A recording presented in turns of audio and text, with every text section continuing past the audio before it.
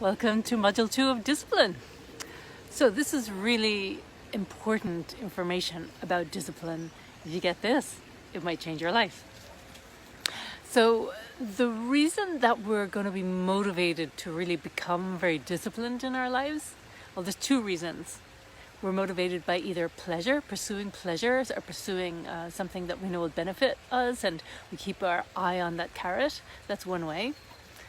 But there's an even more effective way, a more powerful way to become more disciplined in your life. And I know you're going to want to hear it because in order to really nail your glad practice in your life and live a lit up, joyful life, then you're going to have to be disciplined about your practice. Otherwise, the mind will pull us back into our old habits. It's happened to me many times. And the way that I get back on track is by allowing myself to look at the pain of not being disciplined and how that's affecting my life. I have a certain vision for my life. There's certain things I will tolerate and I won't tolerate. And when I get too far off track, I realize I'm not tolerating that anymore. No, this feels painful. So I have a very direct example where I think for me where I really got disciplined, I was reflecting, was when I had a lot of pain with my sinuses and I was feeling just tired and frumpy, and I didn't have any kind of real discipline in my life, not much. I was maybe getting a little bit disciplined, but then I took, I think it was a 10-day plant fast. I think it was 10 days, plant-based eating. And there I developed the discipline of not eating gluten and not eating dairy at the time. And I developed a really good fitness routine, and things started to shift. Now, at the beginning, I remember I felt so bad. And I was reminding myself of that because obviously I feel better now. It's much easier for me to reset those habits. But at the time, it was not easy at all. Actually, I remember about day 3 and day 4 of that detox that I did, that plant-based detox. I was on the sofa in such pain because the toxins were coming out, and it really, my sinuses then really flared up. But then afterwards got significantly better. And just with time and being distracted with other things in my life, it became less of a priority, and I've let it slip a bit and noticed that again my body is reminding me, when you eat gluten and dairy and sugar, this is what happens. So I'm again reminding myself and deciding I'm not putting up with that pain.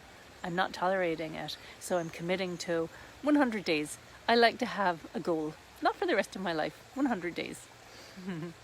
So, well, for wine, actually, that's one thing I decided for the rest of my life. But then I thought, let me recap after a year. So it's a year that I'm not drinking wine, and we'll see then. But for the no gluten, no dairy, I want to do a 100-day experiment and see if I can really just be without sinus pain for 100 days. And see if really that is the root cause of it. And besides, I feel so much better when I'm eating a lot more greens and protein, and oh my god, it makes a significant difference when I'm focused on healthy eating, for my energy, for my well-being, and mentally as well. I don't know how much of it is a placebo effect, but I guarantee you that for me, when I'm eating well, I really notice the difference.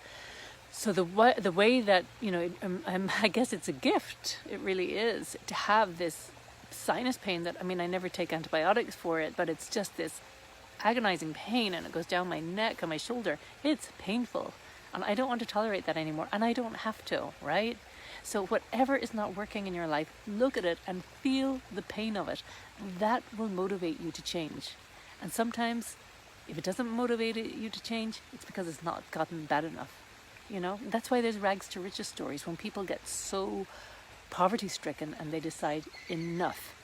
And we're the only ones that can make that change ourselves. The way we do it is through feeling into the pain of how uncomfortable it is and deciding enough, I'm not tolerating that anymore. Now, Peter Sage recently made a very good comment about, the motivators for change. And he said pain is a much more significant motivator, and he gave it a funny example of, imagine that you're making love to your partner in a house, and then the house goes on fire You're not going to want to wait to finish the act. You're going to race from the house because you want to run away from pain. That's going to be your motivation, right?